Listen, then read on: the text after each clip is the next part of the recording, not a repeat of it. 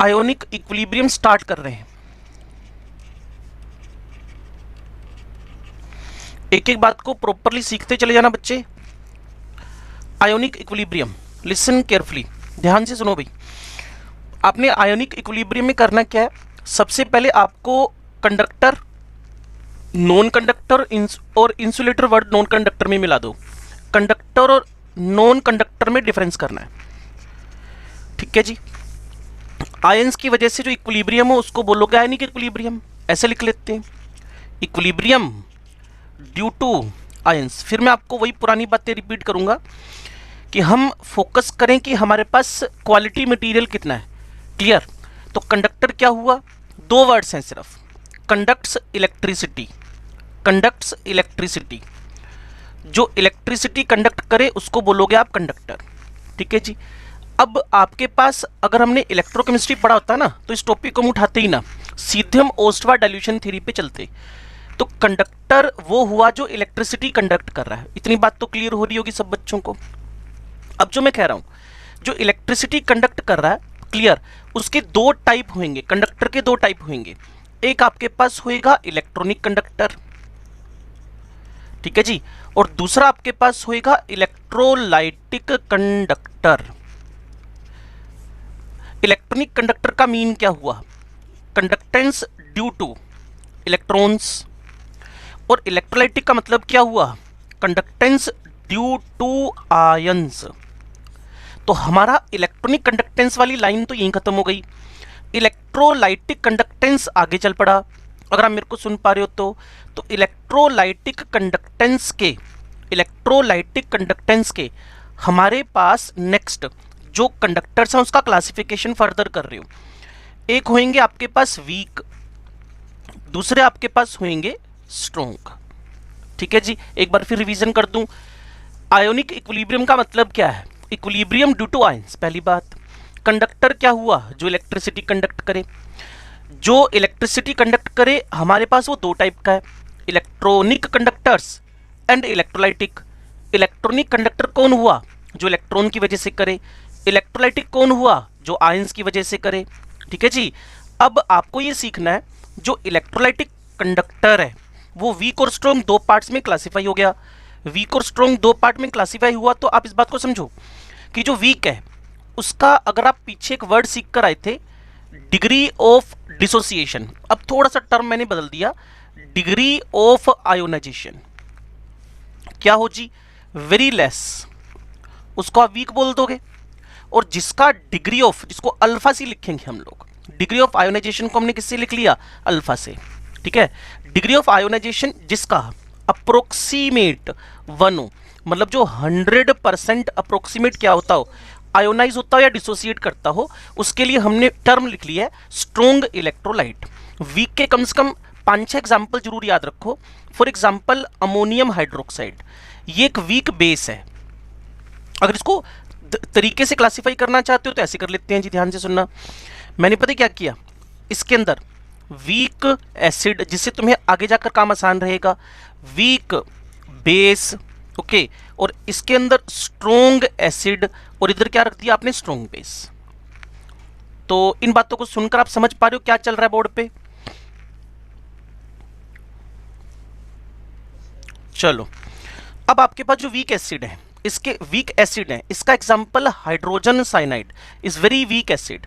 जितने भी organic acids हैं, फॉर्मिक, एसिटिक, बेंजोइक, क्लियर, वो सारे के सारे वीक कैटेगरी में जा रहे हैं, ऑर्गेनिक एसिड्स।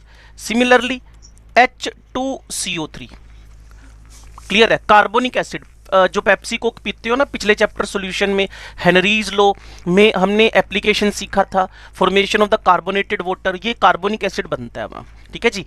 तो वीक बेस कैटेगरी में मेरे पास कौन आ रहा है, वीक बेस कैटेगरी में याद रखना बच्चे, NH4H, अमोनिया का हाइड्रोक्साइड। पानी में जब अमोनिया घोले ना, अमोनिया एक्वस लिखा हो तब भी वही बात है, तो आगे जाकर कंफ्यूजन ना हो तो मैं अमोनिया एक्वस लिख रहा हूँ, अमोनिया एक्वस, ठीक होगी बात। तो अमोनिया एक्वस मेरे पास वीक बेस की कैटेगरी है, ओके। ऐसे तुम लोग क्या करो, जितने भी तुम्हारे पास प्राइमरी अमाइंस के हाइड्रोक्साइड्स हैं, ये वीक बेस की कैटेगरी में जा रहे हैं। ऐसे लिथियम हाइड्रोक्साइड हुआ, ये वीक बेस की कैटेगरी में जा रहा है। क्लियर। तो ये जो आपके पास बेरिलियम वो तो एम्फोटेरिक हो जाएगा हाइड्रोक्साइड। कुल मिलाकर आपके पास कम से कम 3 4 5 example week acid weak base के होने चाहिए। ठीक है। अब स्ट्रॉन्ग एसिड में आप ज्यादा इसमें एक्सपर्ट हो, सारे के सारे hydrogen HCl HBr HI HF को छोड़कर, ठीक है जी, HCl HBr HI किसको छोड़कर, HF को छोड़कर। HF का आयोनाइजेशन बड़ा मुश्किल है। क्लियर ना, क्योंकि फ्लोरीन की इलेक्ट्रॉनेगेटिविटी बड़ी ज्यादा है, और इसको तो आप अच्छी तरह से जानते हो H2SO4। ठीक है बच्चे। और इसके अलावा HCl4 को आप अच्छी तरह से जानते हो। These are the very strong acids. अगर किसी को नाम ना पता हो, इसका नाम है परक्लोरिक एसिड। आगे आपके पास है सल्फ्यूरिक एसिड। ठीक है जी। और ये हाइड्रोहेलिक, हाइड्रोक्लोरिक, हाइड्रोब्रोमिक, हाइड्रोआयोडिक, या hydrogen chloride, hydrogen bromide, hydrogen iodide भी सीधे सीधे बोल सकते हो। स्ट्रॉन्ग बेस, अगर आपको मेरी बातें सॉल्यूशन चैप्टर से याद आ रही हो, तो मैंने आपको बताया था बेसिसिटी 1 वाले, आपके नोट्स में चेक करना, बेसिसिटी 1 वाले। तो बेसिसिटी 1 वाले आपके पास कौन थे, फर्स्ट ए के हाइड्रोक्साइड। तो अगर मैं लिथियम हाइड्रोक्साइड को छोड़ दूं, ठीक है जी, तो आगे जितने भी हैं NaOH KOH, क्लियर, उसके बाद तो बढ़ता जा रहा है। इवन टॉप से बॉटम बेसिसिटी बढ़ती है, एस ब्लॉक एलिमेंट भी पढ़ना है हमें, NaOH KOH, क्लियर है, ऐसे RbOH CSOH। तो ये स्ट्रॉन्ग बेस की कैटेगरीज हैं, ये स्ट्रॉन्ग बेस की कैटेगरीज हैं। क्लियर ना। इसके अलावा अगर कोई स्ट्रॉन्ग सीखना है, तो जो सोल्ट्स है ना बच्चे, सोल्ट्स वो जनरली स्ट्रॉन्ग की कैटेगरी में ही गिने जाते हैं। कोई भी सोल्ट हो, week acid weak base, strong acid strong base. Clear. इसमें थोड़ा सा एक इंपॉर्टेंट पॉइंट मुझे अलग से लिखना है। अगर सोल्ट हैवी एनायन का हो, सोप्स नहीं होती हमारे पास, सोप्स, क्लियर, ये सोप का फॉर्मूला है, सोडियम स्टीयरेट। क्लियर। इसका ये जो एनायन है ना बच्चे, ये बल्कि है, लार्ज साइज का है, मोटा ताजा है। अब इसको ना कंडक्ट करने में, चलने में दिक्कत आएगी। दैट्स वाई ये सोल्ट होकर भी कैसा इलेक्ट्रोलाइट है, वीक। और सारी कहानी किसकी है, मोबिलिटी की। सारी कहानी किसकी है, मोबिलिटी की। क्लियर ना। ढंग से चल लिया तो अच्छा कंडक्टर है, ढंग से नहीं चल पाया तो बुरा कंडक्टर है। सिंपल सी कहानी है। तो एक बार फिर समराइज करें चीजों को। क्या पढ़ रहे हो, चैप्टर आसान है। और मैं फिर कह रहा हूं बच्चे, इस चैप्टर को बाद में ना मैं क्लास में जनरली ताने मारता रहता हूं बच्चों को, आयनिक पढ़ा होता तो कैसा रहता, आयनिक पढ़ा होता तो कैसा रहता। इसलिए आयनिक पढ़ लो बच्चे। 4th डे तक हम मैक्सिमम कवरेज कर डालेंगे अगर आप सपोर्टिव रहे तो। आयनिक इक्विलिब्रियम शुरू किया, इक्विलिब्रियम ड्यू टू आयंस, पहली बात। ठीक है। कंडक्टर बस वाला कंडक्टर नहीं, कंडक्टर कंपाउंड्स की बात हो रही है जो इलेक्ट्रिसिटी कंडक्ट कर ले। ठीक है जी। अगर इस कंडक्टर का फर्दर क्लासिफिकेशन हुआ, अगर इलेक्ट्रोकेमिस्ट्री पढ़ी हो तो वहां भी लिखा हुआ है इलेक्ट्रॉनिक, इलेक्ट्रोलाइटिक। इलेक्ट्रॉनिक में तुम्हारे मेटल्स वेटल्स आ जाएंगे। अगर उसमें भी तुम थोड़ा सा इंटरफेयर कर रहे हो कि हाँ मुझे एग्जांपल्स चाहिए, तो मेटल्स वगैरह इस कैटेगरी में आ जाएंगे, मेटलोइड इस कैटेगरी में आ जाएंगे, N type of semiconductor type से ये सब इस कैटेगरी में। लेकिन अभी टारगेट नहीं है, तो दिमाग को अभी हैवी मत करो। इलेक्ट्रोलाइट मतलब जो आयंस की वजह से कंडक्टेंस शो करे। उसने कहा जी वीक स्ट्रॉन्ग हो सकते हैं, हाँ जी। मैंने कहा वीक से मतलब क्या हुआ, जिसका अल्फा कम हो। याद करो हमारे सॉल्यूशन चैप्टर में ऐसे बहुत क्वेश्चन आपने मेरे से असाइनमेंट में पूछे कि सर ये HCl लिखा है, HCl लिखा है, दोनों का I बराबर होएगा। मैं कहा नहीं होएगा। जो HCl है उसका अल्फा 1 था, हमारे पास फॉर्मूला था ना पुत्र जी, जितने भी बच्चे मेरे को सुन पा रहे हैं, अल्फा I-1 N-1, तो हमारे पास N का राइट तो आ गया। कोई बोलेगा HCN और HCl का जो I है वो 2 है। मैंने कहा ना बिल्कुल नहीं, इनका N दोनों का 2-2 जरूर है, 2-2 आयंस बन रहे हैं, इन दोनों से 2-2 आयंस बन रहे हैं। और अल्फा की चेंज की वजह से, अल्फा के डिफरेंस की वजह से, अल्फा में डिफरेंस की वजह से I दोनों के अलग अलग हो गए। अगर आप मेरे को literally word to word follow कर रहे हो तो केमिकल बॉन्डिंग हुआ, सॉल्यूशन हुआ, केमिकल इक्विलिब्रियम हुआ, अब आयनिक और सरफेस हो जाएगा। क्लियर ना। और फिजिकल के 4 चैप्टर, उधर से 1 इनऑर्गेनिक का हुआ। तो थोड़ा सा सोचो कि बहुत अच्छे अच्छे चैप्टर आपको शुरू में कवरेज करवा दिए गए। तो HCN, N का वैल्यू 2 है, HCl, बट I का वैल्यू दोनों का अलग है। इसी से पता चलता है कि एक वीक और दूसरा स्ट्रॉन्ग है। क्लियर। अब इसके बाद कभी मौका लगेगा ना, रिवीजन होएगा जब, तो उस टाइम पे देखना यार, तुम वापस जब सॉल्यूशन पढ़ोगे तुम्हारे लिए काम आसान हो जाएगा। क्लियर ना। बहुत अच्छे चैप्टर हैं ये वाले। तो फिर मुझे डिग्री ऑफ आयोनाइजेशन एक से बहुत कम मिला तो वीक हो गया, 1 के बराबर मिला या अप्रोक्सीमेट 1 मिला तो स्ट्रॉन्ग हो गया। Week acid weak base, example हो गया इक्का दुक्का, चैप्टर का एंड होते होते 10-12 याद भी हो जाएंगे। क्लियर, ट्रिक बता दी आपको, फर्स्ट डे के हो जाए, सेकंड डे में स्टार्ट वाले छोड़ देना, बेरिलियम मैग्नीशियम। क्लियर ना, उसके नीचे सारे स्ट्रॉन्ग है सेकंड डे वाले, बेरिलियम मैग्नीशियम के हाइड्रोक्साइड छोड़ देना, बाकी सारे स्ट्रॉन्ग है, क्योंकि मैग्नीशियम का डायगोनल रिलेशन है लिथियम के साथ में, तो लिथियम अगर वीक है तो मैग्नीशियम हाइड्रोक्साइड भी वीक की कैटेगरी में ही आएगा। क्लियर है, हाँ उसके नीचे सारे स्ट्रॉन्ग है। ओके, तो कुल मिलाकर टॉप से bottom basicity of hydroxide increase करती है एस ब्लॉक एलिमेंट। तो ये बोर्ड शायद समझ में आ गया हो आपको, फिर आगे बढ़ेंगे हम लोग।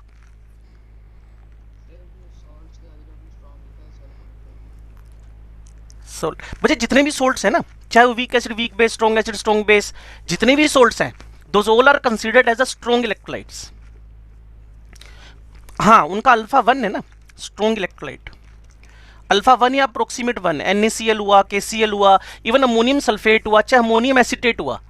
क्लियर, अगर जब तक उसका कोई कीटायन एनायन हैवी ना हो, जैसे मर्क्यूरी क्लोराइड है, उसका मर्करी बड़ा सारा है, कैडमियम है, वो प्रेसिपिटेट करते हैं, तो उस केस में इनका अल्फा वल्फा कम हो जाता है। सारे जितने सोल्ट है जनरल में वो स्ट्रॉन्ग ही कंसिडर होते हैं सोल्ट्स, चाहे वो सोल्ट किसी से ही बनाओ, week acid weak base, strong acid strong base, strong acid weak base, weak acid strong base, 4 ही कॉम्बिनेशन हो सकते हैं, वो हमारा सिलेबस है, वो हम कवर करेंगे उसको।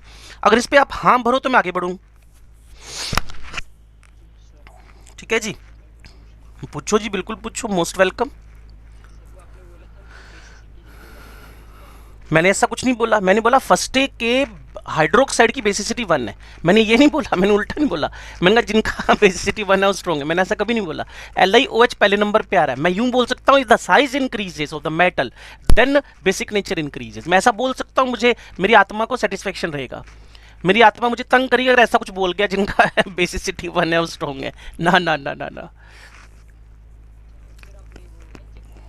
HF इसलिए नहीं लिखा, फ्लोरीन से H को निकालना औखा हो रखा है, दोनों के अंदर फ्रेंडशिप ही हाई लेवल की है।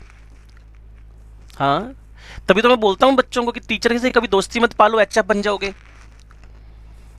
है ना। HF बन के रहो ऑलवेज, टीचर को H रहने आई रहने दो और बच्चे को H रहने दो, ताकि टूटना आसान हो, सीधे जाके गिरो दूसरे कॉलेज में, वहां भी दोस्ती मत पालना, फिर जाके आगे और पेशेंट के साथ तो कभी दोस्ती मत पालना जब डॉक्टर बन जाओगे।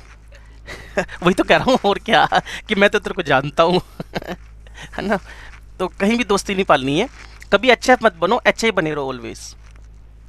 हाँ जी, तो HF के बारे में आयुष को बात समझ में आ गई होगी, फ्लोरीन की इलेक्ट्रोनेगेटिविटी इतनी खतरनाक है, वो H के साथ फ्रेंडशिप बड़ी जबरदस्त रखता है, डिफरेंस ऑफ इलेक्ट्रोनेगेटिविटी बड़ा हाई लेवल है। चैप्टर का नाम अगेन मैं केमिकल बॉन्डिंग पे जाऊंगा, इन दोनों के बीच में जो बॉन्ड बना हुआ है वो स्ट्रोंग बना हुआ है, और जितना बॉन्ड स्ट्रोंग होएगा उसका डिसोसिएशन पुत्र जी डिफिकल्ट हो जाएगा। ठीक है, उसका डिसोसिएशन क्या हो जाएगा, डिफिकल्ट हो जाएगा, और डिफिकल्ट होते ही हम उसको कैटेगराइज कर देंगे वीक। अब वो एसिड था, दैट्स वाई एसिड नाम दे दिया उसको। हाँ जी, आगे बढ़ने की परमिशन है। चलो, अब जो आयोनाइजेशन हो रहा है ना बच्चे, या डिसोसिएशन हो रहा है, तो उसमें थोड़ा सा एक फर्क समझ लेते हैं हम लोग ना, difference in between dissociation and ionization. Dissociation और आयोनाइजेशन के बीच का एक डिफरेंस, कोई बहुत बड़ा तीर नहीं मारना इसके अंदर, सिंपल सी बात है। क्लियर, अगर आपके पास, ध्यान से सुनना, अगर आपके पास वीक इलेक्ट्रोलाइट है, वीक इलेक्ट्रोलाइट है जैसे HCN है, तो यहां ऑलरेडी आयंस नहीं है। क्लियर, यहां आपके पास आयंस नहीं है, और किसी भी तरीके से अगर ये H+ और मैं कहता हूं इंग्लिश समझो इसमें ना, इसमें कोई केमिस्ट्री मत समझो, इंग्लिश समझो इसकी क्या कह रहा है वो कह रहा है आयोनाइजेशन, मतलब आयंस का बनना। आयोनाइजेशन मतलब फॉर्मेशन ऑफ आयंस, तो भाई जो ऑलरेडी आयंस फॉर्म में नहीं था, फॉर्मेशन ऑफ आयंस, अगर वो आयंस का फॉर्मेशन कर रहा है तो उस टर्म को हम क्या बोल देते हैं, आयोनाइजेशन। तो कहीं ना कहीं आयोनाइजेशन टर्म किसके लिए एप्लीकेबल हुई, वीक के लिए। लेकिन अगर आपके पास कोई एक स्ट्रोंग इलेक्ट्रोलाइट है, अगर डिफरेंशिएट करने पे आ गया तो, ठीक है जी, जैसे NaCl हुआ, जैसे KCl हुआ, चाहे वो अमोनियम एसिटेट हुआ, वर्डिंग सुनना बच्चे, कहीं भी दिक्कत हो तो इमीडिएटली रोकना। क्लियर, अमोनियम एसिटेट हुआ, ओके, तो ये सब ऐसे हैं जो already already in the ions form में पड़े हुए, already in the ions form में पड़े हुए।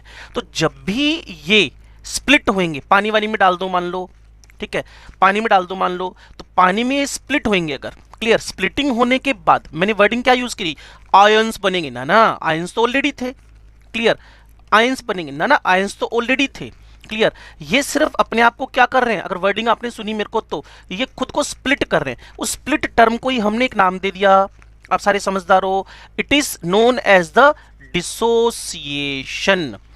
तो सिंपल वे में एक लाइन में काम चला दूं, if already in ionic form then dissociation, if not in ionic form and forms ion that is ionization. मैं कह रहा हूं रट्टा मत मारो, टर्म सीखो, डिसोसिएशन टूटना, बस आयंस ऑलरेडी थे, आयंस बने नहीं है, टूट गए, सिर्फ स्प्लिट हो गए, और आयोनाइजेशन में फॉर्मेशन ऑफ आयंस होएगा, वो वीक के केस में। लेकिन पता है क्या है, चैप्टर का एंड होते होते क्या आज से या आप 10 मिनट बाद ही ना हम दोनों को सेम सी टर्म यूज करने लगेंगे, क्लियर। लेकिन यहां किसी कोने में सबकॉन्शियस माइंड में होना चाहिए कि dissociation is different from ionization, लेकिन दोनों का नटशेल एक ही रिजल्ट है, आयंस का बनना। दोनों में आयंस थे, वो स्प्लिट हो गए, एक में आयंस थे ही नहीं, उसमें आयंस बन गए, लेकिन नेट तुम फाइनल जाके देखोगे तो आयंस आयंस नजर आएंगे। इसीलिए बुक्स वाले ना बाद में degree of dissociation, degree of same से टर्म चलाते रहते हैं आगे चक्कर। लेकिन ये बेसिक डिफरेंस इसमें है कि डिसोसिएशन आयोनाइजेशन में स्ट्रोंग और वीक, वीक आयोनाइज हो रहा है, स्ट्रोंग आयोनाइज था, वो सिर्फ स्प्लिट हो रहा है। हाँ जी, सिंपल सी बात समझ में आई हो तो मेरे को आगे बढ़ना है। चलो चलो जी, चलो जी, अब ये काम करने जा रहे हैं। हेडिंग है मेथड्स टू इंक्रीज और डिक्रीज। इसकी जगह मैं एक टर्म रख लूंगा, मेथड्स टू इंक्रीज और डिक्रीज द आयोनाइजेशन। भाई जहां डिसोसिएशन होना है वो तो ऑलरेडी आयोनाइज ही है ना, वो तो ऑलरेडी आयोनाइज ही है ना। इसको थोड़ा सा और टर्म कहते हैं, सर ये टर्म समझ नहीं आती, तो मैं आपको बोल रहा हूं फैक्टर्स अफेक्टिंग आयोनाइजेशन। मैंने जानबूझ के ना पहली टर्म लिखी है क्योंकि वो समझनी आसान होती है।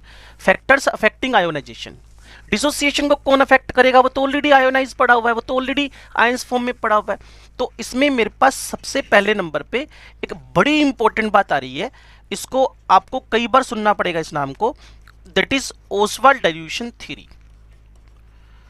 मेरे को अगर ओसवाल्ड डाइल्यूशन थ्योरी नहीं लिखनी थी हेडिंग में, तो मुझे पता क्या लिखना था यहां पर, वॉल्यूम और कॉन्सेंट्रेशन। हम ऐसे लिखते होते हैं ना, फैक्टर अफेक्टिंग नेचर, है ना, हम ऐसे लिखते होते हैं ना, प्रेशर, हम ऐसे लिखते हैं कॉन्सेंट्रेशन, ऐसे लिखते हैं हम लोग, टेम्परेचर। तो यहां मेरे पास है मेथड्स टू इंक्रीज और डिक्रीज द आयोनाइजेशन, तो मैंने इसकी जगह पर क्या लिख दिया, factors affecting ionization, factors affecting the ionisation.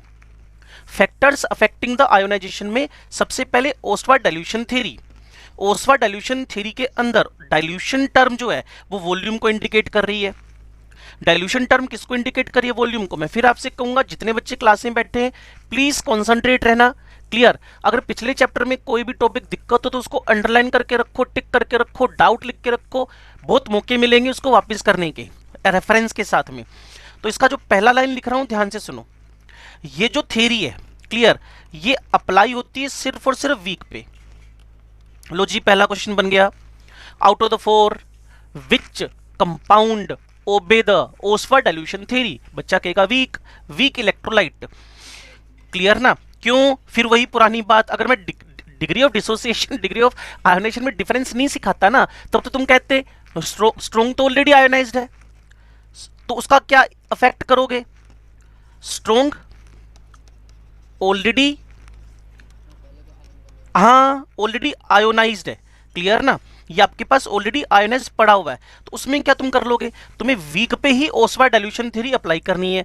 मैं बी पे आ रहा हूं, ध्यान से सुनना, सेकंड नंबर पे आ रहा हूं। तो आपने क्या किया, एक जनरल सा वीक एसिड लिखा या वीक बेस लिखा, वो पैरेलल में लिख लेंगे, कोई चक्कर नहीं है। लो जी, ठीक है। अब जिसने केमिकल इक्विलिब्रियम पढ़ा था, टाइम हमें प्रॉपर मिल गया था उसके अंदर भी, 100 याद आया कुछ, 1 माइनस एक्स था alpha, alpha 1 minus alpha by V, alpha by V, alpha by we.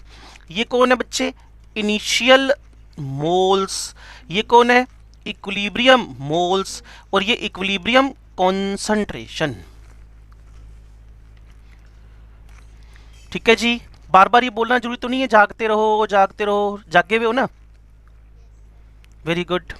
नहीं, टेंशन लेनी पड़ती है, बाद में पता चलता है कुछ समझ ही नहीं आ रहा, और जिस चीज को मैं बता रहा हूँ उस चीज को। थैंक यू है ना? चलो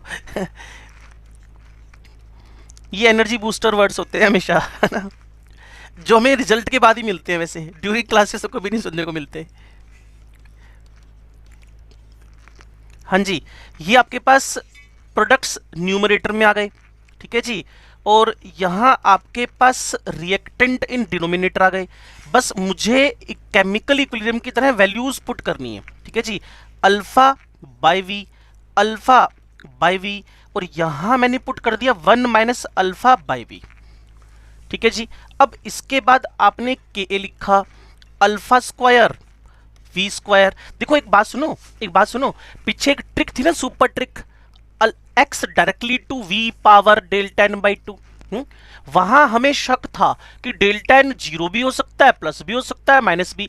यहां हमारा शक है ही नहीं, यहां ऑलवेज ही डेल्टा एन जी नहीं बोल रहा, डेल्टा एन पॉजिटिव ही होएगा, क्योंकि आयोनाइजेशन में बच्चे NaCl लेके चले तो एक 2 बन गया, Al2SO4 होल थ्राइस लेके चले तो एक 5 बन गए, एसिटिक एसिड लेके चले तो एक आयन, एक मोलिक्यूल 2 आयन में टूट गया। यहां तो डेल्टा एन जी ऑलवेज ही पॉजिटिव है, जी नहीं बोल रहा, delta N number of moles of ions always greater होंगे। क्योंकि अपने दिमाग से को यार मैं रट्टे क्यों मार रहा हूं, एक लेके चलोगे टूटना ही उसने तो, क्लियर ना? तो यहां एसिटिक एसिड लेके चलो, फॉर्मिक एसिड लेके चलो, KCl लेके चलो, NaCl लेके चलो, K2SO4 लेके चलो, Al2SO4 कुछ भी लेके चलो, वो तो स्प्लिट होना ही होना है। तो यहां डेल्टा एन नेगेटिव और जीरो तो भूल ही जाओ, ऑलवेज डेल्टा एन कैसा है? प्लस है। अब सोचो डेल्टा एन प्लस है, डायरेक्टली टू वी है, तो यहां तो साफ हो गया ना, वॉल्यूम बढ़ेगा तो आयोनाइजेशन बढ़ेगा। इतना तामझाम करने की नीड थी नहीं, लेकिन क्या करें, फॉर्मेलिटी तो करनी पड़ेगी ना। नीचे जाकर मैं सुपर ट्रिक अप्लाई करूंगा। क्लियर? लो जी, ये मेरे पास है अल्फा स्क्वायर वी स्क्वायर, ये वाला अल्फा स्क्वायर वी स्क्वायर, और ये हो गया 1 माइनस अल्फा बाई वी।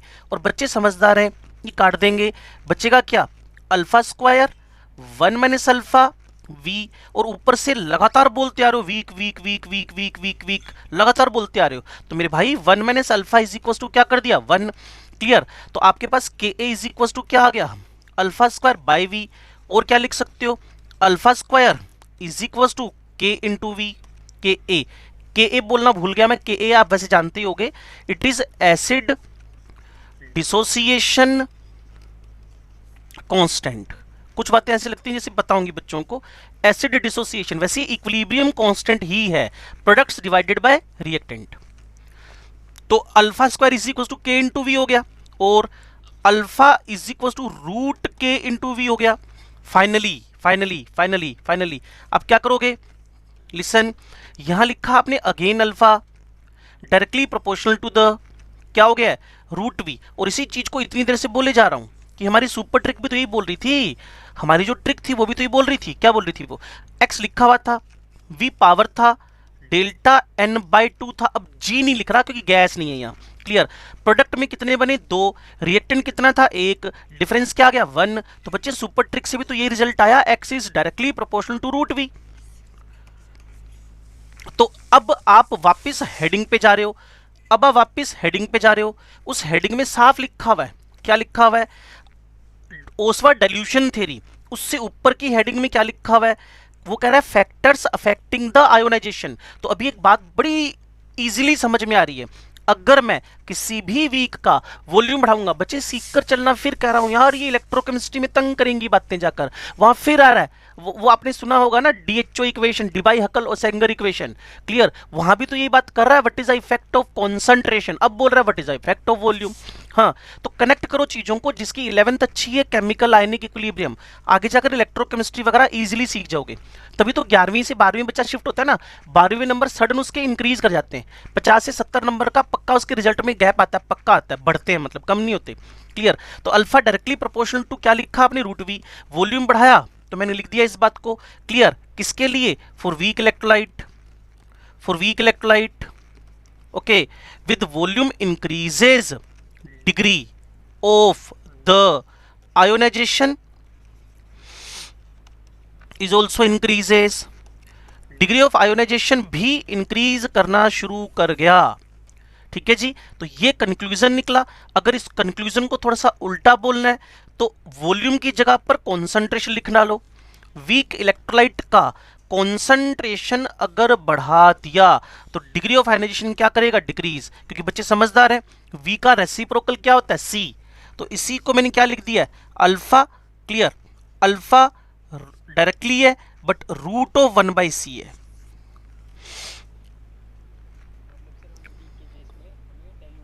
हाँ हाँ, वो v का मतलब ही हुआ ना, 1 लीटर से 2 लीटर से 3 लीटर से 4 लीटर से 5 लीटर, v बढ़ता जा रहा है, और v बढ़ता जा रहा है इसका मतलब वॉल्यूम, मतलब डाइल्यूशन बढ़ता जा रहा है।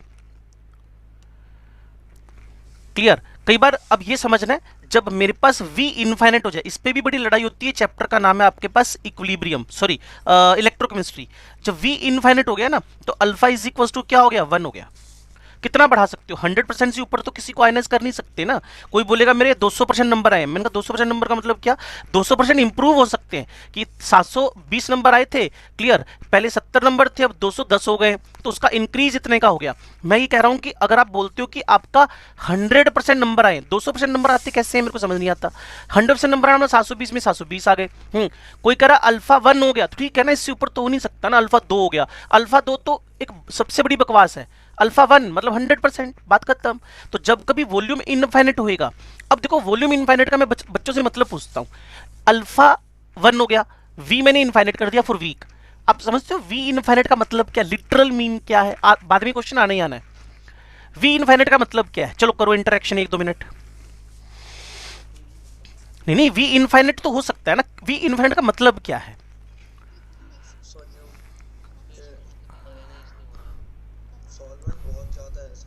सोलवेंट बहुत ज्यादा है। चलो, वो सोलवेंट बहुत ज्यादा से मतलब क्या, कोई 10 लीटर 50 लीटर 100 लीटर 150 लीटर ऐसा कुछ, कई हजार लीटर। हम्म,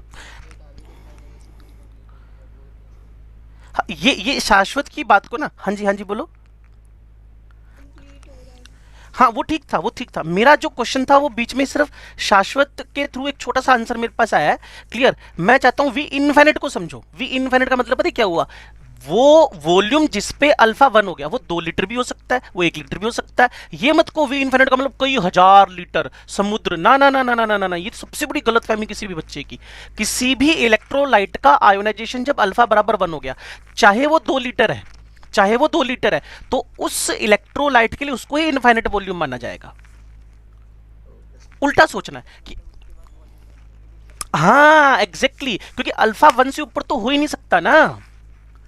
उसके बाद तुम कुछ भी कर लो, अब वही हुआ ना कि पानी प्योर था, उसको उबालना शुरू किया, 100 डिग्री पे उबलना शुरू हो गया। अब पास में बैठे हैं कुर्सी डाल के, भाई इसको तो 200 तक लेके जाऊंगा मैं, अरे 200 कैसे चला जाएगा यार, पॉसिबल ही नहीं है। तो अल्फा जब 1 हो गया, वही वॉल्यूम इनफाइनाइट कहलाएगा वीक के लिए। वॉल्यूम बढ़ाते गए बढ़ाते गए बढ़ाते गए, अल्फा बढ़ता जा रहा है, वॉल्यूम बढ़ाते गए, 10 लीटर वॉल्यूम पे अल्फा 1 हो गया, 100% आयोनाइज हो गया, तो बोलना it is the infinite volume for the given electrolyte. ये मीन है इस बात का।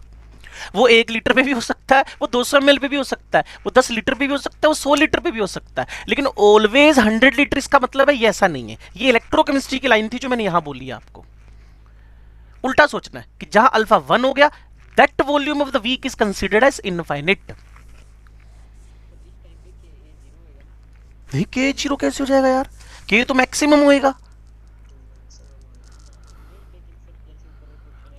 हाँ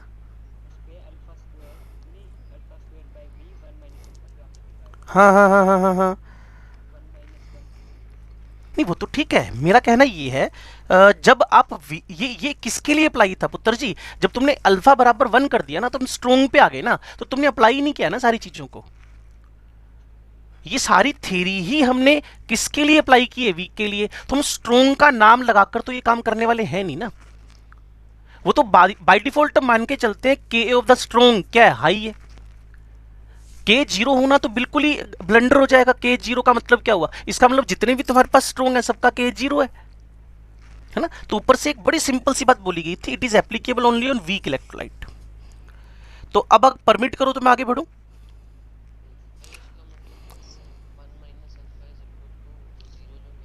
हम्म। हाँ वो अप्लाई करना ही नहीं ना, ये फॉर्मूला उस पर अप्लाई करना ही नहीं ना बच्चे। मेरा कहना क्या है कि ये जो फॉर्मूला है ना, K A is equal to alpha square C 1 - alpha, clear, K B is equal to, अगर मैं ऊपर वीक इलेक्ट्रोलाइट लिख देता बेस का, तो ये फॉर्मूला हमारा स्ट्रॉन्ग के लिए बना ही नहीं है। This formula is not applicable on the strong electrolyte. क्योंकि बच्चे सोचो ना, यहाँ HCN होता तो आप अल्फा लिखते ही क्यों, आप तो ये सी लिखते ही क्यों, वॉल्यूम लिखते ही क्यों आप लोग ना। वो तो पता ही था जितने HCl के HCl है 0.1 है, उतनी ही आपके पास कौन है, H है, बात ही खत्म हो गई। वो तो 100% आयोनाइज था ना, अल्फा तो उसका ऑलरेडी 1 चल रहा है, तो उसके लिए ये बना ही वीक का फॉर्मूला, स्ट्रॉन्ग का फॉर्मूला है ही नहीं।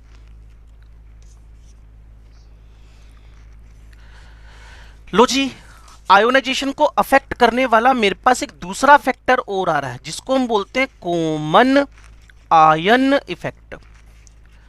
पिछले वाले में किसी को कंफ्यूजन हो फिर मैं कहूंगा आपसे प्लीज डाइवर्ट मत होना, आप ही का नुकसान है। 10 रुपए देकर प्रॉपर एक 10 GB डेटा नहीं मिले, 1 GB डेटा नहीं मिले तो लड़ाई करते हो कस्टमर केयर पे। अब पैसे लगाकर भी सीख नहीं रहे तो आपका नुकसान है।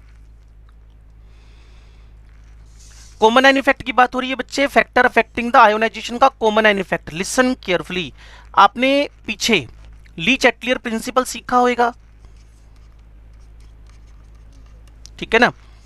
भाई साहब क्या बोल रहे थे आपको पता ही है, कंसंट्रेशन ऑफ रिएक्टेंट ज्यादा आगे, कंसंट्रेशन ऑफ प्रोडक्ट ज्यादा पीछे। अब थोड़ी सी बात को फोकस करके सुनना, आसानी से समझ जाओगे। लो जी, यहां मैंने एक स्ट्रॉन्ग इलेक्ट्रोलाइट लिया, ठीक है, इसके अंदर मैंने एक वीक इलेक्ट्रोलाइट मिक्स कर दिया, और वाइस वर्सा भी सोच सकते हो, यहां वीक लिया और यहां स्ट्रॉन्ग मिक्स कर दिया, वाइस वर्सा भी सोच सकते हो, उल्टा भी सोच सकते हो। बट जो खास बात है, clear, 1 ion should be common, 1 ion should be common, 1 ion should be common, एक आयन कॉमन होना चाहिए। वीक में स्ट्रॉन्ग या स्ट्रॉन्ग में वीक, स्ट्रॉन्ग में वीक या वीक में स्ट्रॉन्ग, कुछ भी, बल 1 should be weak, second should be strong, but 1 ion common होना चाहिए। अब आपको यहां LCP लगेगा, ली चैटलियर प्रिंसिपल लगेगा। कैसे लगेगा, आप मेरे साथ रहना समझ जाओगे। ये मेरे पास है एसिटिक एसिड, सिरका, क्लियर, इन भाई साहब के रो के 2 टुकड़े हुए। क्यों रो के 2 टुकड़े हुए, सारे बच्चे जानते हैं, alpha is very less than 1, ठीक है जी। इसमें आपने HCl डाल दिया, क्लियर है, Cl minus H plus, alpha approximate 1। तो पहला वाला कौन है, वीक, दूसरे वाला कौन है, स्ट्रॉन्ग, ठीक है जी। अब होएगा क्या, 1 आयन इज कॉमन, लो जी 1 आयन इज कॉमन। अब आपने एक आयन कॉमन देखते प्रोडक्ट साइड में नजर मारी, प्रोडक्ट की कॉन्सेंट्रेशन, आप सारे के सारे स्मार्ट बच्चे हो, पीछे से सुन भी रहे हो, प्रोडक्ट की कॉन्सेंट्रेशन क्या हो गई, इंक्रीज। अगर प्रोडक्ट की कॉन्सेंट्रेशन बढ़ गई तो आप ही मुझे जवाब दे दो, रिएक्शन का डायरेक्शन क्या होएगा, ठीक है जी, direction of reaction is backward. और अगर रिएक्शन का डायरेक्शन बैकवर्ड हो गया तो भाई अल्फा डिक्रीज होएगा, क्लियर, दोनों का होएगा, हाँ जी होएगा, क्लियर, HCl का भी होएगा, एसिटिक एसिड का भी होएगा। लेकिन जब महंगाई बढ़ती है तो गरीब पे सबसे ज्यादा मार पड़ती है, क्लियर। तो स्ट्रॉन्ग पे तो इफेक्ट हुआ नॉन सिग्निफिकेंट, इनसिग्निफिकेंट, लेकिन जो वीक था ना उस पे ये असर ज्यादा पड़ा। क्यों, बेचारा रो के तो आयोनाइज हो रहा था, वापिस इसको घर भेज दिया पीछे की तरफ, ये आगे बड़ा औखा औखा आ रहा था, ऊपर से कॉमन आयन लग गया, पीछे और भेज दिया, दोनों रिएक्शन बैकवर्ड जाएंगी, ये भी बैकवर्ड जाएगी और ये भी बैकवर्ड जाएगी, 101% दोनों बैकवर्ड जाएंगी, क्लियर, पीछे जाना ही जाना है। लेकिन जो सिग्निफिकेंट इंपैक्ट आएगा, जो सिग्निफिकेंट अल्फा डिक्रीज करेगा, जो सिग्निफिकेंटली इंपैक्ट आएगा, क्लियर, तो मुझे ये बोलना पड़ता है due to common ion effect, due to common ion effect alpha of the weak, strong का भी घटा, बिल्कुल घटा, alpha of the weak is decreases significantly. Clear है? Alpha of the weak is decreases significantly. अगर आपको ये बात समझ में आई तो थोड़ा सा इसको रीड करके देखो, 30 सेकंड में दिमाग में सेट हो जाएगी. इसके बाद मैं 2 एग्जांपल और डाल देता हूं.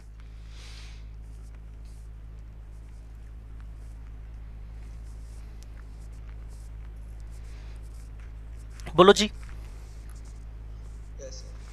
क्लियर है ये बात? चलो हम एग्जांपल्स का नंबर बढ़ा लेते हैं. अब यहां हमने अब NH4OH लिया, यहां NH4Cl लिया.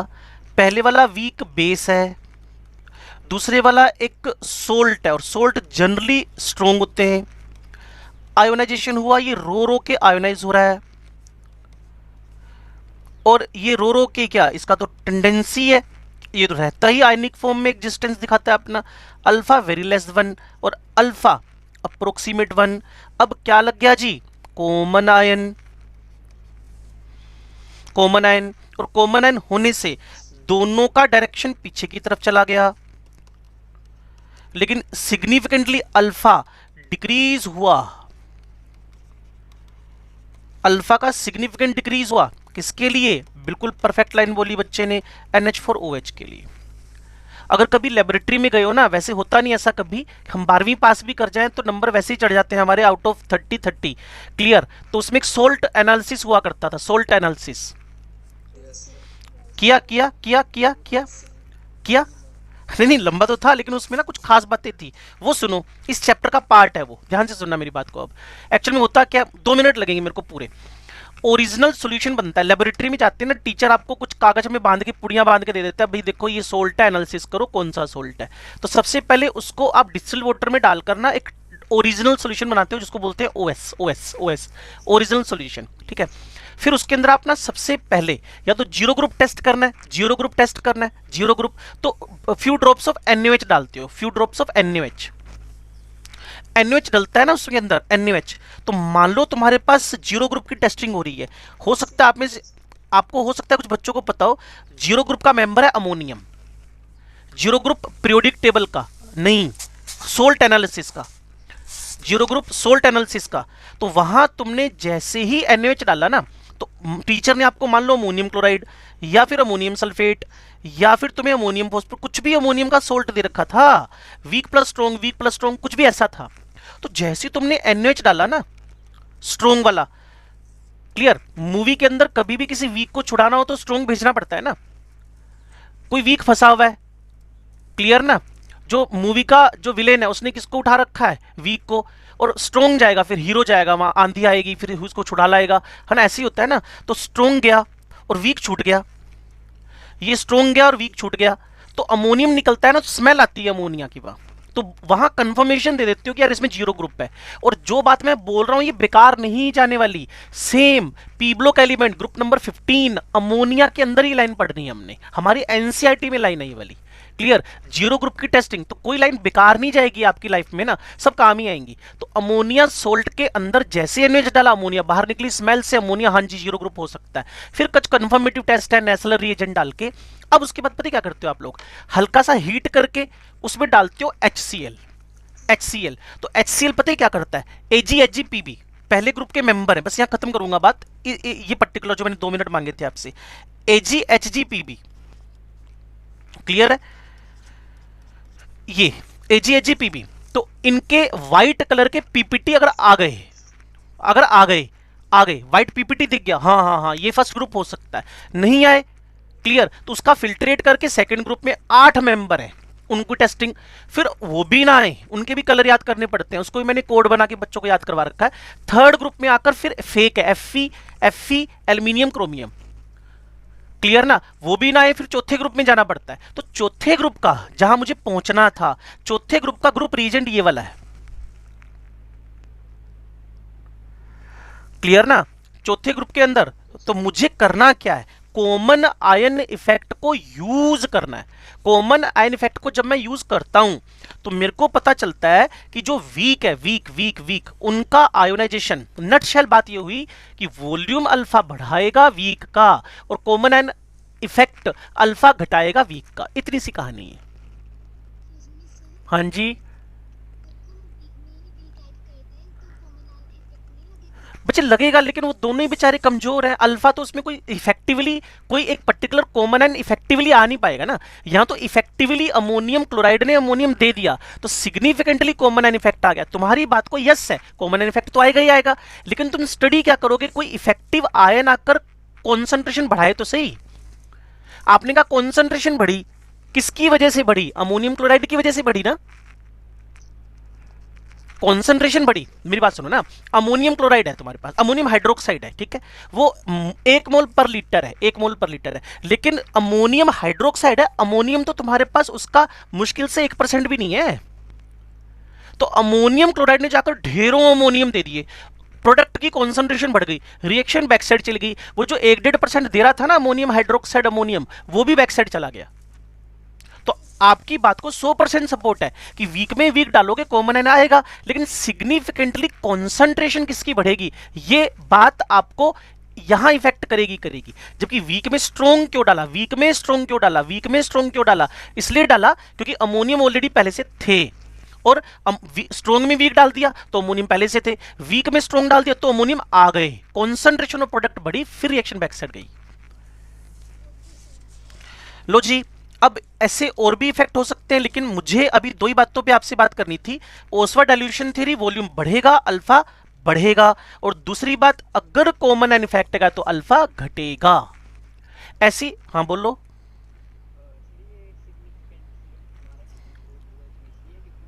वो वीक है, हाँ जी, तो सिग्निफिकेंट मतलब जिसके अल्फा पे इफेक्ट पड़ा, हाँ हाँ, जिसके अल्फा पे इफेक्ट पड़ा, सिग्निफिकेंटली इफेक्ट पड़ा, ऑब्जर्वेशन में आया कि बेचारा 1-2% तो पहले आयनाइज था, अगर वो 50% भी कम हो गया तो लगेगा यार क्या हो गया यार, ये इसकी कॉन्सेंट्रेशन अमोनियम की अमोनियम हाइड्रोक्साइड की वजह से बहुत कम हो गई, कॉमन आयन आ गया। हाँ जी बिल्कुल परफेक्ट। यूं मानो ना, अभी अगर किसी के पास 100 रुपए थे, क्लियर, उसका 1 रुपया गुम जाए तो वो सोचेगा यार 99 रुपीज ही रह गए यार, थोड़ा सा फर्क पड़ेगा। जिसके पास 2 करोड़ रुपए थे उसका 1 रुपया गुम जाए, वही तो ऊपर वाला कौन है, 100 रुपए वाला, नीचे वाला कौन है, 2 करोड़ रुपए वाला। ऊपर वाले के भी 1 रुपए घुमे, नीचे वाले के भी 1 रुपए घुमे, गिरे दोनों के घुमे सेम ही, लेकिन ऊपर वाला बोदर करेगा। मैं कहता हूं चलो 50 रुपए घुम जाए, जिसके पास 100 रुपए थे उसके 50 रुपए घुम जाए, और जिसके पास 2 करोड़ रुपए थे उसके 50 रुपए घुम जाए। वैसे उल्टा रिवाज है, बोतर ज्यादा वो करेगा 2 करोड़ वाला तभी तो 2 करोड़पति बनाया ना वो, है ना। लेकिन रूल के accordingly difference main significant impact किस पे आया, वीक पे। चलो जी, अच्छी बात है अगर आप सीख गए। ऐसे में इसको लगातार बोलता रहूं तो पूरी क्लास निकल जाएगी इस पे, इतने एग्जांपल है मेरे पास नीचे नीचे नीचे लगातार। अब मुझे दो चीजों के बारे में सोचना है, एक तो मैं एसिड बेस थ्योरीज पढ़ा दूंगा आपको, clear, weak acid weak base Arrhenius theory, ओस्वा dilution sorry Bronsted Lowry theory, clear ना, एक लुईस एसिड बेस, एक है मैं पीएच स्टार्ट कर लूं। थ्योरीज पढ़ाते हैं पहले, मुझे लगता है पीएच ना स्टार्ट कर लेना, न्यूमेरिकल आएंगे उसमें। मेरा मेरा पर्सनल ओपिनियन पीएच पे जा रहा है, मेरा पर्सनल ओपिनियन। हाँ ना, और जल्दी हो जाएगा ना। देखो हमेशा का रूल है कि अगर पेपर में 10 दिन पढ़े हो ना, तो स्टार्ट के 3 दिन के अंदर ना कोई न्यूमेरिकल वाला पार्ट निपटा लो, थ्योरी तो हमें कभी भी समझ में आ जाएगी। मेरा मेरा ओपिनियन है, बाकी आप बताओ, है ना। पीएच करने से फायदा होएगा बच्ची तुम्हें ना, ठीक है। हम पीएच स्टार्ट कर लेते हैं, एसिड फिर 10:24 हुए, 26 मिनट मेरे पास है और काफी कुछ कवर भी हो जाएगा। लो जी, मैं स्टार्ट करने जा रहा हूं पीएच। पहली बात, इसका जो लिटरल मीन है वो है पावर ऑफ H+ आयंस। इसको टर्म को जब दिया गया था ना तो उसका मीन था पोटेंशियल ऑफ H+ आयन। लेकिन कंपटीशन में बैठे हैं तो ये लाइन बिल्कुल बकवास हो गई है, कोई मतलब वाली लाइन है नहीं। चलो जी, अब मैं पीएच को मैथमेटिकली सीख लूं क्या है, minus logarithm of H+ ion concentration, ठीक है जी। अब जो H+ आयन कॉन्सेंट्रेशन है वो मोलैरिटी नहीं है, वो कौन टर्म है, नॉर्मेलिटी। मैं फिर आपसे कहता हूं, molarity doesn't give the molarity doesn't give the actual idea of concentration. कैसे, ध्यान से सीखो, मैं लिख रहा हूं इसको, पहले भी बताया था, क्लियर, बताते भी रहेंगे, अभी तो स्मॉल कॉन्सेप्ट भी करना है। मोलैरिटी आपको करेक्ट आइडिया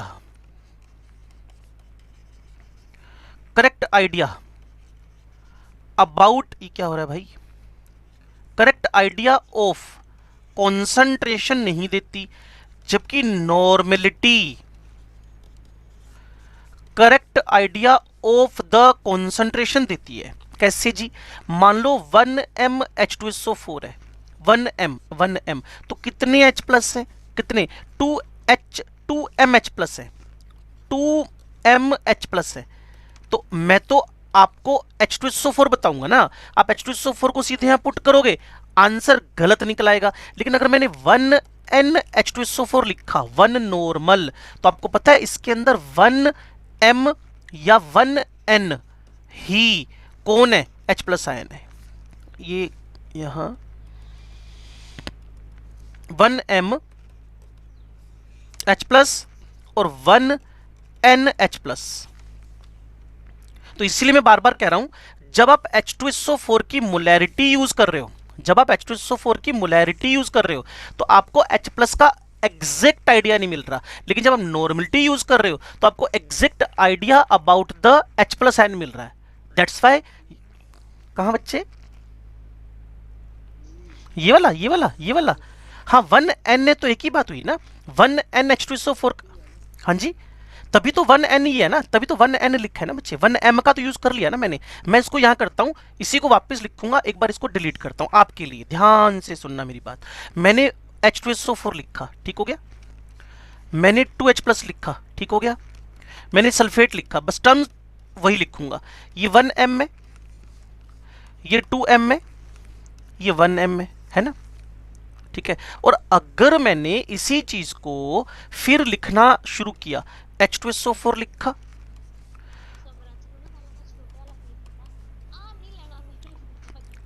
ओ कौन है भाई, SIFT,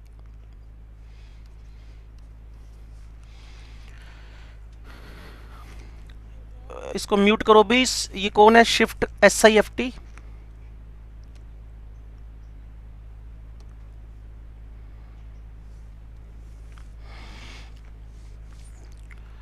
लो जी, 1 नॉर्मल, 1 नॉर्मल से फर्दर 1 नॉर्मल ही H प्लस मिलेंगे।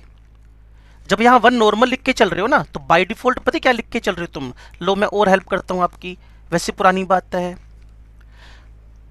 इसकी, ये है ना, ये 2 है, ये n लिख दिया आपने, क्लियर। तो मोलैरिटी इसकी बाय डिफॉल्ट ही क्या हो गई है आपके पास, क्योंकि n फैक्टर 2 था आपके पास, क्लियर है। तो जब आप इसको लिखने जा रहे हो ना, जब आप इसको लिखने जा रहे हो, m into N is equals to क्या बनती है, नॉर्मेलिटी, क्लियर। तो आपने ऑलरेडी ये 1 ले रखा है, 2 से डिवाइड, तो m इज इक्वल्स टू क्या हुआ, हाफ ही तो हुआ ना, क्लियर। तो अगर आप ये सब चीजें अपने दिमाग में डाल के चल रहे हो, ये देखो वापस बोल देता हूं, एक लास्ट एफर्ट और मार देता हूं ताकि आपके दिमाग में प्रॉपरली बात चली जाए।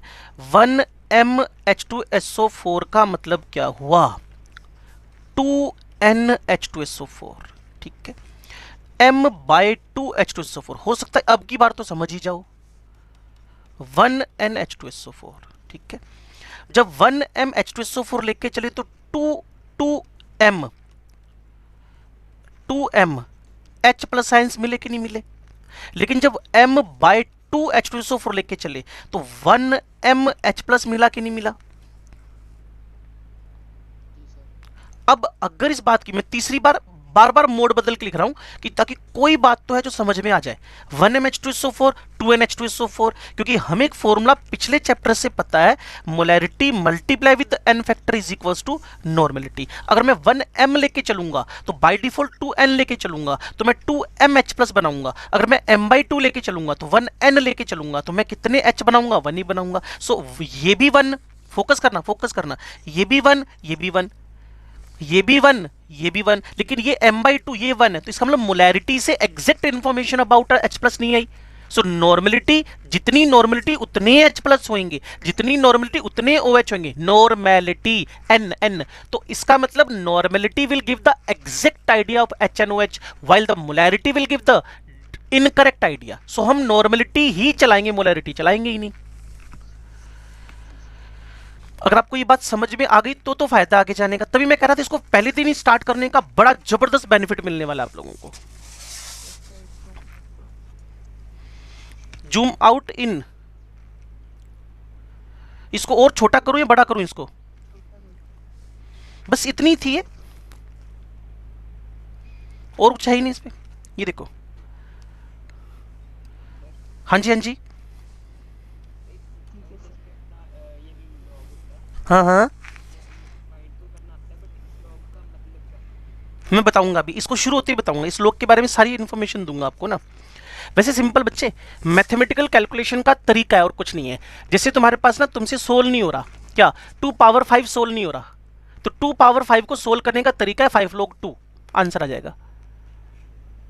तो हाँ, तो हमें करना क्या है, जिस वैल्यू को हम सोल्व कर रहे हैं ना, तो लोगरिथम एक मैथमेटिक्स के अंदर ही एक आसान तरीका हो गया बात को करने का।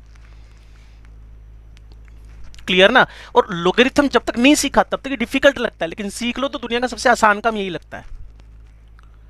हमारी कंप्यूटर सारी कैलकुलेशन log 2 बेस पे करता है,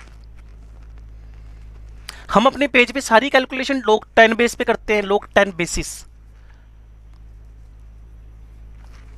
चलो, अब मुझे क्या करना है, तो जो भी ये सोरेंसन था ना, मैंने साइंटिस्ट का नेम यहाँ लिखा नहीं, एक साइंटिस्ट का नेम भी लिख लेना जिसका कोई मीनिंग फिलहाल नहीं है, तो मैं जनरली अवॉइड करता हूँ।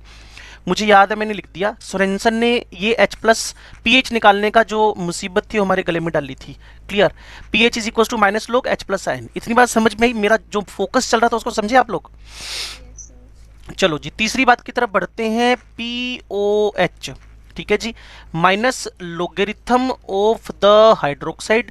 अगेन आपको समझना है जो हाइड्रोक्साइड आयन कॉन्सेंट्रेशन है should be in the normality. अगर मोलरिटी में लिख दोगे तो आंसर नहीं आएंगे, आएंगे लेकिन गलत आएंगे, तो उसका फायदा क्या है? चलो जी, तीसरी बात की तरफ बढ़ रहा हूं जी, उसको बोलते हैं पीएच रेंज। पीएच रेंज, सुनो ध्यान से, पीएच रेंज। उससे पहले एक छोटी सी बात इंट्रोड्यूस करवा दूं, आयोनिक प्रोडक्ट ऑफ वाटर में। फिर आपसे एक बात बोलूंगा यार, टर्म जो दी ना यार, इतने जीनियस लोग थे ना ये लोग, इतने जीनियस लोग थे। आयोनिक प्रोडक्ट ऑफ वाटर, पानी के आयंस का multiply, ionic product of water, ionic product of water. Clear? पानी के आयंस का मल्टीप्लाई लिख दूं, clear? Multiply of the ions of water, पानी के आयंस का मल्टीप्लाई। इतने जीनियस लोग थे ये कि अपनी बात जो उन्होंने बोली ना उसके अंदर से रिजल्ट निकल रहा है, आयनिक प्रोडक्ट ऑफ वाटर। तो मेरे साथ टिके रहो बच्चे, ये वाटर हुआ, पानी के आयंस कौन होंगे? HOH होंगे, और तो क्या होंगे? क्लियर? इक्विलिब्रियम जानते हो, K is equal to H+OH। मैं अकेला तो नहीं रह गया क्लास में? गुड, वेरी गुड, मुझे लगा मैं अकेला रह गया। आयनिक प्रोडक्ट ऑफ वाटर, हाँ जी बच्चे, क्लियर है? तो पीएच रेंज के बारे में बात कर रहे हैं, आयनिक प्रोडक्ट ऑफ वाटर। ठीक है, आयनिक प्रोडक्ट ऑफ वाटर में इसका मतलब क्या है? पानी के आयंस का multiply, multiply of the ions of water. तो पानी टूट गया दो हिस्सों में, के लिख लिया। अब आपको सबको पता है, मैंने पहले भी आपको बताया था, पिछले चैप्टर में हमारी बात हो रही थी, तो धीरे धीरे याद आएंगी बातें। फिर मैं कह रहा हूं वापिस सुन लो, क्या कि मेरे को अगर मोलर कॉन्सेंट्रेशन ऑफ वाटर पे नजर मारनी है तो आपको पता है इसकी डेंसिटी क्या है? 1 ग्राम पर सीसी, 1 ग्राम पर CC.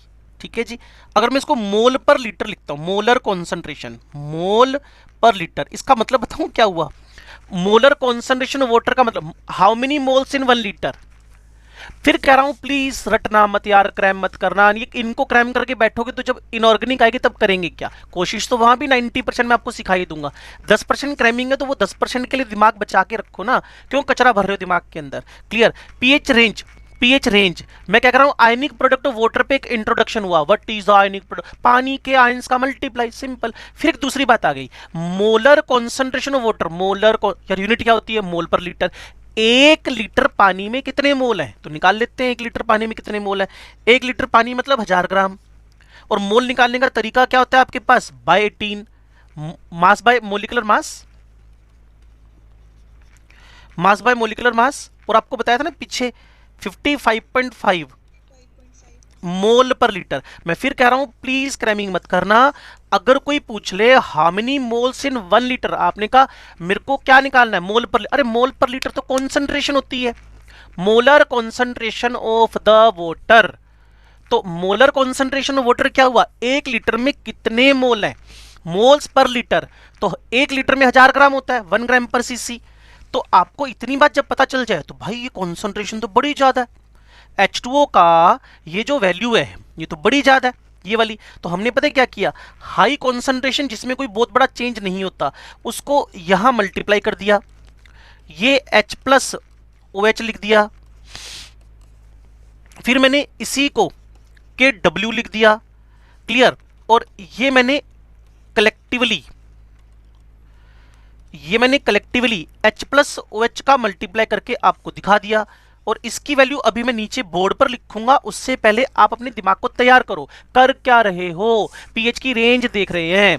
Ionic product of water multiply of the ions of water, H2O के 2 हिस्से हो गए, HOH के बराबर HOH divided by H2O। H2O की वैल्यू 55.5 मोल। और पिछले चैप्टर में बताया था बच्चों एक ही बात, अगर अगर अगर कॉन्सेंट्रेशन में कोई सिग्निफिकेंट चेंज ना आ रहे हो तो उसको कांस्टेंट करके मल्टीप्लाई कर दो। तो के साथ के तो पहले कांस्टेंट था,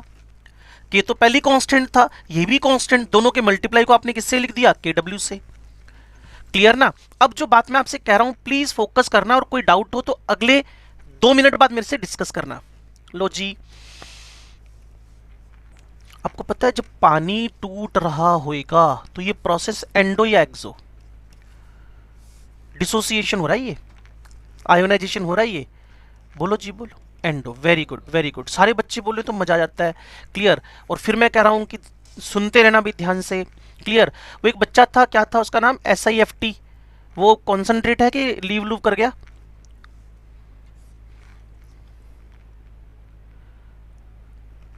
चलो अच्छी बात है।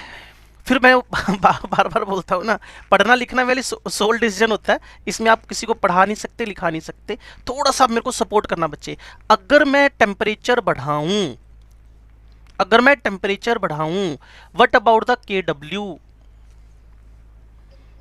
इंक्रीज। क्योंकि एवरी एंडोथर्मिक, जिसको मैं कम से कम आज तक 15 से 20 बार बोल चुका हूं, एवरी एंडोथर्मिक, एवरी, सुनते रहो क्लास में यार, गारंटी लिख के दे रहा हूं कि यही बातें पेपर में होंगी जो तुम देने वाले हो नीट का एग्जाम, क्लियर। टेम्परेचर बढ़ेगा, KW बढ़ेगा, क्योंकि एंडोथर्मिक प्रोसेस है, टेम्परेचर बढ़ेगा KW बढ़ेगा। तो इसीलिए मैंने KW के लिए 2 3 4 स्केल फिक्स कर लिए, क्योंकि अगर ये 0 डिग्री पे है तो कम है, 25 डिग्री पे डेरिवेशन है।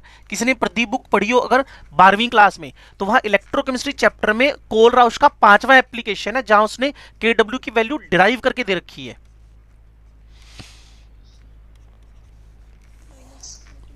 क्लियर ना। 25 डिग्री पे तो साफ सी बात है, अगर 0 होएगा तो KW की वैल्यू क्या होएगी, कम होएगी, क्लियर। टेम्परेचर कम है KW कम है, टेम्परेचर ज्यादा है KW ज्यादा है।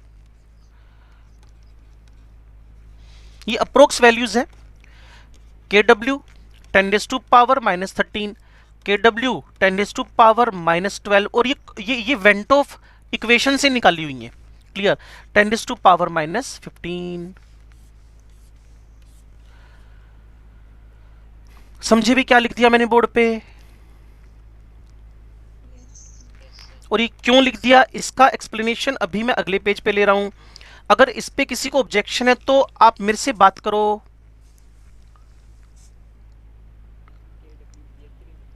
ना आएगी अभी, KW से पीएच रेंज बनाएंगे अभी, जब पीएच रेंज आए ना, पीएच रेंज मतलब कहां से कहां तक पीएच हो सकती है। चलो जी, अब पीएच रेंज अगर 25 डिग्री सेंटीग्रेड है, ठीक है, तो पीएच की रेंज 0 से स्टार्ट होएगी और 14 तक जाएगी, क्लियर। और मिड पॉइंट होएगा 7, मिड पॉइंट होएगा 7, क्लियर। इसको बोलोगे इधर वाला एरिया एसिडिक है, इधर वाला एरिया बेसिक है, और ये आपके पास न्यूट्रल है। इसके बाद अगर आपके पास टेम्परेचर 0 डिग्री हो तो जो पीएच की रेंज है, क्लियर, ये 0 से लेकर कहां तक जाएगी, 15 तक, और जो मिड पॉइंट है 7.5, और 7.5 यहां क्या होएगा, न्यूट्रल। और ऐसे ढेरों क्वेश्चन अब आपको पेपर में मिल जाएंगे। क्लियर? कैसा? At 0 degree centigrade pH of the solution is 7. What about the nature of solution? 7 देखकर आधी जनता emotional, sir neutral neutral. Clear? 7 यहां कैसा है, एसिडिक। क्लियर है? तो टेम्परेचर पे नजर बना के रखो, 9वीं 10वीं खत्म हो चुकी है, वो 0 से 14 चलती थी। क्लियर ना? और ये बेसिक हो गया। अगर टेम्परेचर तुमने थोड़ा सा और बढ़ा दिया, टेम्परेचर थोड़ा सा और 0 से 25 से 60 डिग्री पे आ गए, 60 डिग्री पे आ गए, ठीक है जी, तो जो पीएच की रेंज है वो 0 से 13 तक होएगी।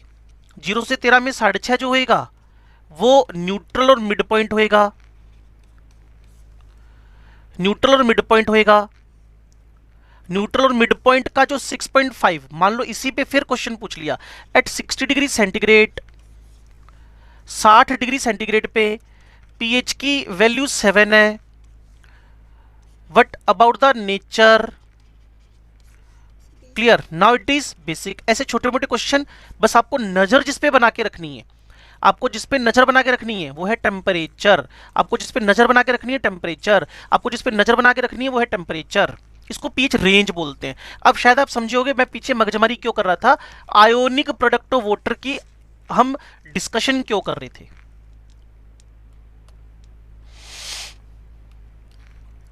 क्या आपके दिमाग में बिल्कुल सिंपल सिंपल सी बातें गई हैं? नहीं गई हैं तो आप मेरे से वापस कर सकते हो बात करने के लिए, मुझे कोई दिक्कत नहीं है। श्योर है आप? ऐसे 100 डिग्री पे चला जाऊं तो 0 से 12 हो जाएगा और 6 हो जाएगा न्यूट्रल, और 6 से ऊपर बेसिक, 6 से नीचे एसिडिक। बोलो जी। चलो अब एक छोटा सा काम और कर लें, log form of KW,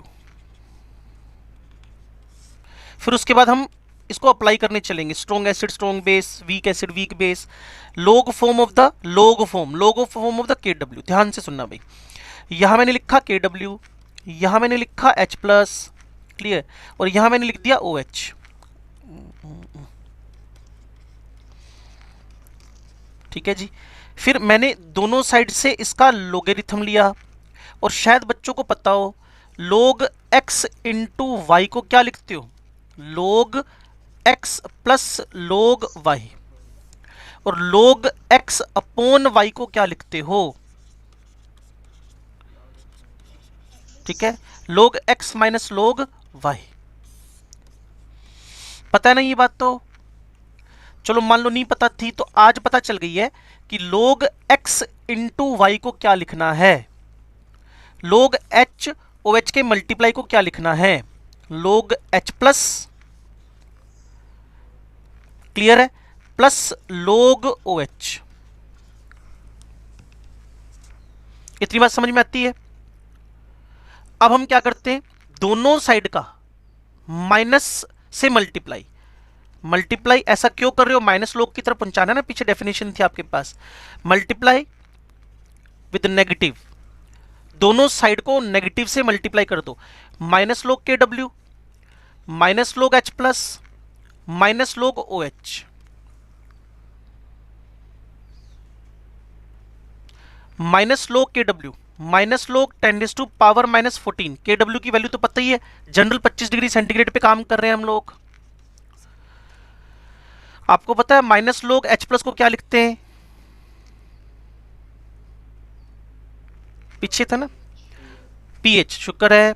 minus लोग H को क्या लिखते हो, पीएच, और माइनस लोग OH को क्या लिखते हो, POH।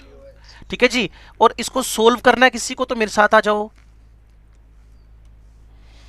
हाँ बिल्कुल ठीक है, लेकिन थोड़ा बच्चों को समझा ही दूं मैं, नहीं तो फिर बाद में दिक्कत करेंगे वो लोग। क्लियर? मैं समझा ही रहा हूं। सुनो, जब भी कभी माइनस लोग 10⁻⁻14 हो तो बच्चे एक फॉर्मूला तो ये था लोग का, दूसरा फॉर्मूला ये आ गया लोग का, तीसरा फॉर्मूला लोग का और बता रहा हूं कि अगर आपके पास लोग x पावर y लिखा हो, सारे बच्चे सुन लो, फिर कह रहा हूं मैं आपसे, सारे बच्चे सुन लो, x पावर y क्लियर। ये जो y है ये मल्टीप्लाई हो गया किसके साथ, log, हाँ log x के साथ, तो ये बन गया y log x। तो अगर आप मेरे को सुन पा रहे हो तो ये -14 मल्टीप्लाई हो गया -14, माइनस ऑलरेडी था वहां, log 10 -14 और माइनस मल्टीप्लाई हो गया 14, log 10 का वैल्यू क्या होता है 1। ठीक है जी। तीसरा फिर बोल रहा हूं log 10 1 है। तो दो तीन बातें जो आप अपने नोट्स में स्पेशली हाईलाइट करके लिख के रहोगे, अगर किसी को नहीं पता तो उसके लिए बड़ी इंपॉर्टेंट बात है। और मैं फिर कह रहा हूं जिस तरीके से मैं 11th सिखाता हूं ना, शायद उससे एक स्टेप नीचे से शुरू करके आया हूं मैं। क्लियर। क्योंकि 11th करंटली 10th करके आती है ना, तो उनको दिमाग में रहती है छोटी मोटी। जो आईसीएससी वाले उनको तो पता होता है लोग वो क्या है, सीबीएसई वालों का नीलबट्टे सन्नाटा होता है लोग। क्लियर ना, उनको नहीं पता होता लोग वो क्या है सीबीएसई वालों को। तो उनके लिए लिखना पड़ता है x into Y X plus Y, X by Y X minus Y, X power Y Y into log X हो जाएगा। लोग 10 का वैल्यू क्या है 1, ऐसे बताता रहूंगा 2 3 4 क्या और एंटी लोग क्या है, सारी बातें करूंगा मैं आपसे। तो शायद आप मेरे को सुन पा रहे हो। तो यहां 14 बराबर क्या आ गया पीएच प्लस पीओएच। क्या यूज क्या है इसका भाई, जब भी बेस आएगा ना बेस, तो उसका पीएच निकालना होगा तो आपको क्या करना पड़ेगा, पीओएच को 14 में से सब्ट्रैक्ट। इस फॉर्मूले को हम बार बार यूज करेंगे। बोलो जी, अगर बात समझ में आई तो अब अप्लाई करना शुरू करते हैं strong acid strong base, weak acid weak base, इन सब पर। किसी को रिवीजन कराना हो तो रिवीजन करा लो, नहीं तो मैं आगे बढ़ूं। चलो अब मैं डिटर्मिनेशन ऑफ पीएच के लिए अलग अलग डेटा उठाऊंगा। डिटर्मिनेशन ऑफ द पीएच, टिक कर मेरे साथ में रहना, और सॉल्यूशन चैप्टर भी काम आ जाना है। Number 1 clear. If strong acid और स्ट्रॉन्ग बेस इज गिवन। ठीक है, अगर strong acid strong base given हो तो पीएच कैसे निकालना है। स्ट्रॉन्ग एसिड स्ट्रॉन्ग बेस में आपको पता है HCl H2SO4 ये सब है। तो आपको पीएच लिखकर माइनस लोग और डायरेक्ट नॉर्मेलिटी को लिख लेना है, नॉर्मेलिटी ऑफ द एसिड। और अगर वो बेस हो तो गलती से भी पीएच मत निकालने लिख लेना, डायरेक्ट यूज करो नॉर्मेलिटी ऑफ द बेस। तो मैं बार बार बच्चों को बोलता हूं केएच दे रखा हो तो पीएच मत निकालने लग जाना यार, केएच दे रखा हो तो पहले पीएच निकालना। क्लियर। अब यहां मैं आपको एक क्वेश्चन दे रहा हूं, ध्यान से सुनना। 0.1 MHCl, बच्चे स्मार्ट हैं, कहते जी एन फैक्टर 1 है, तो इसको आप 0.1 M लिखो चाहे 0.1 N लिखो, हमें कोई फर्क नहीं पड़ता। मैंने कहा ठीक है पीएच निकालो, कहते pH is equal to minus log, direct normality कितनी है 0.1 लिख दी। इसको जितने बच्चे हैं सबके लिए काम कर रहा हूं, मैंने बोला था 10th से 11th वाले लेवल पे ही काम कर रहा हूं। क्लियर जी। अब आपको बताया था पावर जो है वो मल्टीप्लाई हो जाएगी। क्लियर। तो आंसर क्या आ गया 1। किसी को ऑब्जेक्शन हो बात करो, नहीं तो परेशान हो गए। मैं पहले दिन पे ही बोल रहा हूं, very first day of the ionic equilibrium पे बोल रहा हूं, मेरे से खुल के बात कर लो, आप टेंशन मत लो। अगर ये बात समझ में आ गई तो ये वाला, इसके ऊपर तो फॉर्मूला ही था बच्चे। हाँ आ रहा हूं। मेरा कहना ये होता है ना, जो घट गया उसको देखो, जो घटने वाला है वो मेरे ऊपर है। मैं करूंगा ना। ये तो HCl था ना, एसिड था ना, ये तो डायरेक्ट पीएच निकला ही ना। और आस्किंग क्या है, पीएच निकालो, तो पीएच निकाल के पीछा छुड़ा लिया हमने, पीएच 1 आ गई। लेकिन मेरे से वो अगले क्वेश्चन में पता क्या बोलेगा, 0.1 MnOH।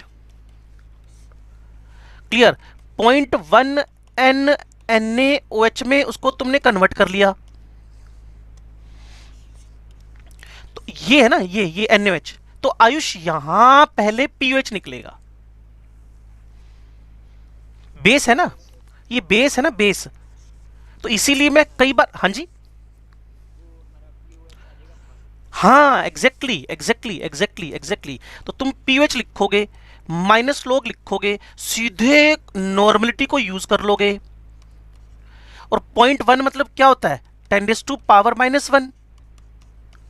तो 100 लोकर वैल्यू क्या आ गई 1, लेकिन वो तो पीएच निकलवाना चाहता था ना। तो पीएच बराबर 14 - 1 इज इक्वल टू क्या आ गया 13।